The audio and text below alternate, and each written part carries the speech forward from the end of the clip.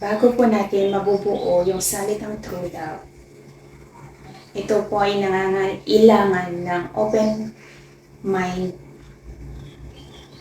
o yung willing tayo to expand our knowledge and understanding in the field of spirituality. And that's the time we can bring ourselves into a pure soul and pure love.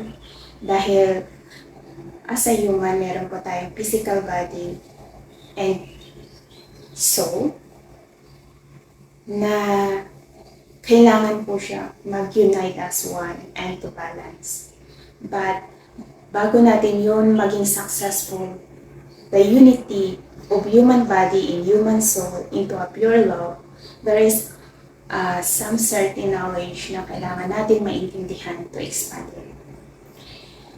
Each of us, we are all in different religious belief. Iba-iba po yung paniniwala natin. Kaya nung nasa field of spirituality ako, nung kinausap ko si God, sabi ko, God, bakit ganito? Iba-iba yung naging relihiyon namin, iba-iba yung mga pangalan nila. Ano ba talaga yung tunay at saan, ano yung totoo? Ganyan ako magtanong dati sa kanya.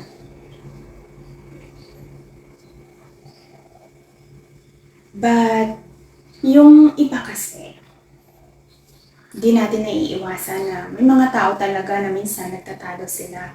Ito yung maliligtas, ito yung hindi maliligtas. Yung parang nagtatalo sila, hindi ko din maintindihan kung bakit sila nagtatalo sa ganung pamamaraan.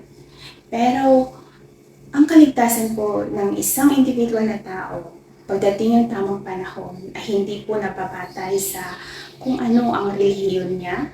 Dahil po, ang kaligtasan ng isang individual na tao ay nababatay sa kung ano ang laman ng puso niya at kung gaano siya katotoo na magbago. And merong mga karunungan sa kabilang religious belief na hindi available sa isang religious belief. Kung bakit the true love is the unity of all religious belief dahil ang karunungan hinati-hati nila sa iba't ibang relihiyon.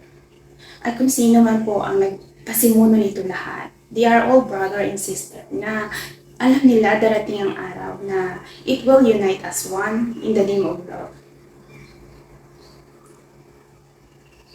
Katulad na lang ng incarnation. Hindi lahat po naniniwala sa salitang incarnation. But there is an incarnation. In every soul, maliban na lang doon sa mga new soul, pero sa mga old soul, may incarnation.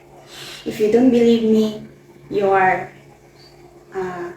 open na find the truth within yourself.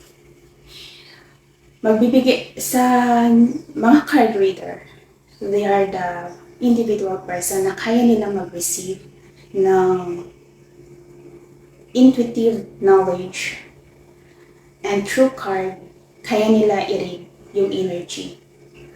Kaya nakadepende po sa isang card reader kung ano po yung purpose nila, kung bakit nagre-read sila. So, as individual person, if you are willing to know your past life, you can ask the card reader to know who you are at the past life. That is to overcome each of us, the fear of us, to know the truth. Kung kaya mong i-discover yung katotohanan sa sarili mo, doon mo lang mapapatunayan kung ano ang totoo, kung ginagawa mo at willing ka matuto. Dahil when you learn from the mistake, you can change. At unti-unting ma-open yung mind ng isang individual na tao to expand the knowledge and understanding and to open a new knowledge. That is the death and rebirth ng knowledge and understanding ng isang individual na tao. Kung mismo ginagawa mo at patunayan mo sa sarili mo kung ano ang totoo, discover it by your own way. But I will give you the way, yung sa mga card reader, doon natin madi-discover kung sino tayo sa nakaraan. But before we know who we are in the past, dapat open-minded po tayo.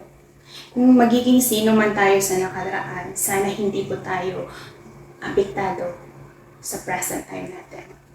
We need to accept who we are in this present time at pahalagahan kung magiging sino tayo in this present time. Dahil ito yung katotohanan in the present time. Ito yung present body natin na dapat natin ingatan at pahalagahan. So second po is meditation. Hindi lahat po ay naniniwala sa salitang meditation o gumagawa ng meditation. But meditation is a way para mag-connect po tayo kay inner self natin, which is based po siya sa soul natin. As a human, meron po tayong physical na katawan at kaluluwa. Yung physical na katawan natin ay maihahambing natin kay science. Yung soul natin, ito ay nabibase sa spirituality. At meron kasabihan in the field of spirituality na when you believe, you can see the result. Kay science naman kasi, nag-i-experiment muna sila. To see is to believe. Sa spirituality naman, to believe and to see, kabaligtaran po siya. Kaya maraming miracles na nangyayari in the field of spirituality because you need to believe first. Believe in yourself. Believe na parang kailangan mo maniwala sa sarili mong kakayahan. Para makita mo yung result ng pinapangarap mo. Yun yung sa natin, minamanifest natin sa buhay natin. Kung bakit, through our manifestation, kumbaga, pangarap lang natin dati. Hanggang sa ito ay nagiging reality natin dahil we do our work to make it happen into our life.